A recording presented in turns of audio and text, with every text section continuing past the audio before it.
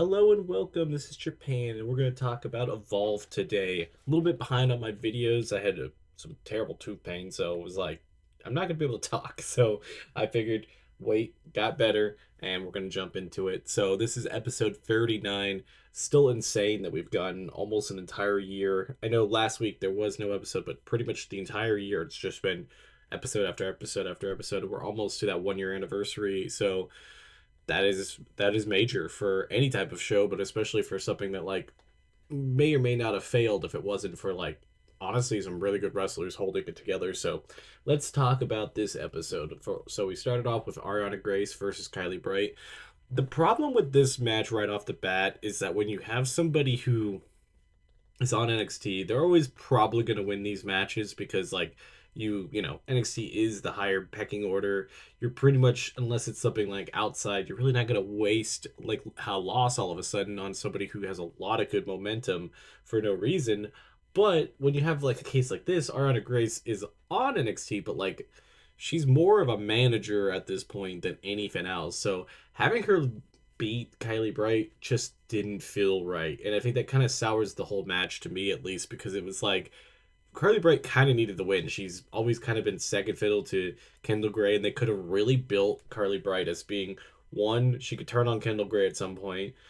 Like that, there's so much stuff you could do with that. And then on top of that, she's been on the same show as Kendall Gray for a long time and kind of has like the same experience and is really putting some stuff together, but has just not got those opportunities compared to Kendall Gray.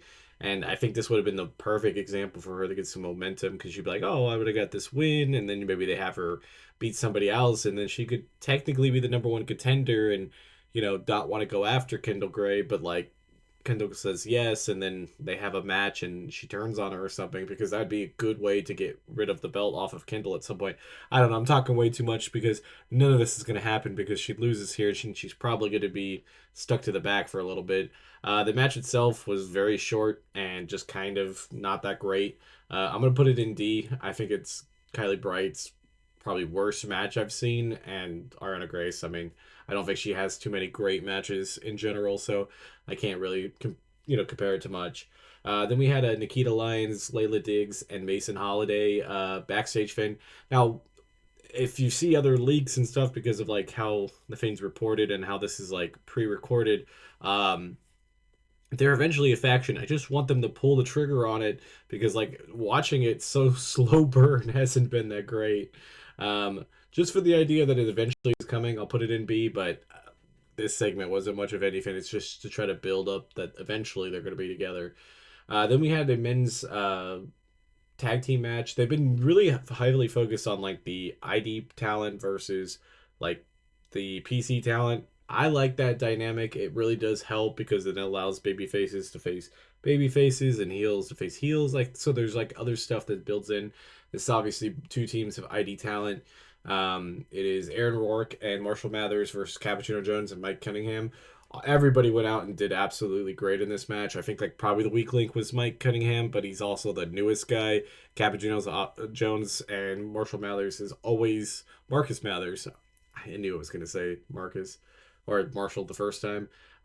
Those two obviously did the best job. Aaron Rourke's kind of in that middle where he does good stuff, but I don't think they ever really give him that much of a highlight. But this is a pretty solid match altogether. I'd put it in a solid B. I think it really did live up to having a good tag match. It did end in a no contest because Jax Presley and Harley Cameron came down and attacked them, and we finally know what their call was. They called to Kiana Carver to make kind of like a super faction of PC people. I do feel like this could set up almost like a War Games or some type of like big multi-man tag match, and I kind of like it. So I like what they're doing here. So I'm going to put this up in S tier because I think it's one hell of a team that they're putting together.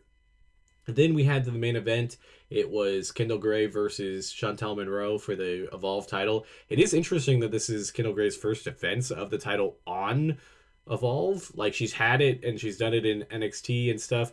She really does not need to be here. Like I think she's one of the best wrestlers in Evolve. I mean, I think she is the best wrestler in Evolve, but that's not saying much when she should be on NXT.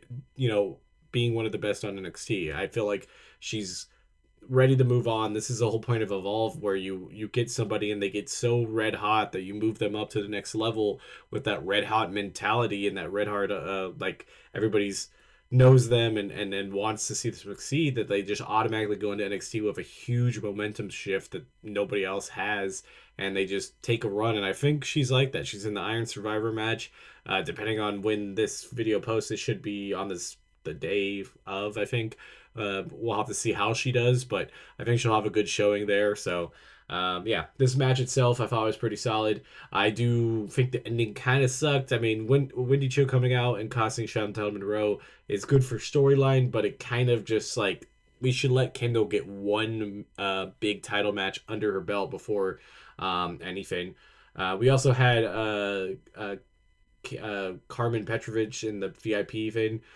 Honestly, I've always really been a big fan of Carmen until she was in that storyline with Adonis. I think it just really ruined her character and her story and everything. So she just hasn't been the same. I'll put it in C. I'm not really super excited if that's going to be the next feud. Should be give us a good match, but I don't think they're really much else that comes from that. But back to the match, I still think it was a pretty solid defense. I'll put it in B. I do think they definitely could have let them go a little bit longer because they were definitely to that part where they were about to be cooking. Like especially because the men's tag match ended up in no contest. They could have cut a couple of minutes off of that and then gave it to the women at the end. And then at the very end of the show, we had Chewy Martinez talk to Tate Wilder and Super Sean Legacy. Now, I don't like Tate Wilder. It's no surprise if you're on this channel. But man, he's already given up on the cowboy gimmick. Like, why the hell do we see him in plain clothes? This is so dumb. Like, they look like they literally caught him just going out to go home. And, like, it's just commit to it or not. Like, if he's not going to be a cowboy, then just not. But this will be the number one contender thing. Again, ID program versus PC talent. Again, I think that's kind of the play here, to play with the storyline. I wish they get the women involved with it. I think most of them, because most of the women in the division are all PC people, to be honest. I don't think, other after Zeta Steel left, I don't think there's a lot of ID talent that they brought in. Obviously, we have a new ID women's champion, so maybe if they bring her into the show, they can go with that. But at the moment, yeah, it seems like it's only on the men's side. Excited to see this match. I don't think it's going to be that crazy. I think Sean Legacy should win. He's already had a shot at Jackson Drake, but putting it as for Tate Wilder would really just kill Sean's Legacy's whole thing. I could also possibly see this group of PC talent coming down and helping Tate Wilder win, so he's kind of conflicted, but he'll probably take the bait. So we'll see how that goes. I'll put it up in A. The whole entire show was a solid B. Great to see it back on the air. It was off for a week, so it was kind of sad not to have it, and I actually really did miss it. So I think that's a good thing with the show in general. Like if you miss it when it's not on, that means it obviously is entertaining. So yeah, if you guys have been liking these reviews and want to talk about it, tell me in the comments how you guys feel, and I will see you guys in the next one. Bye, guys.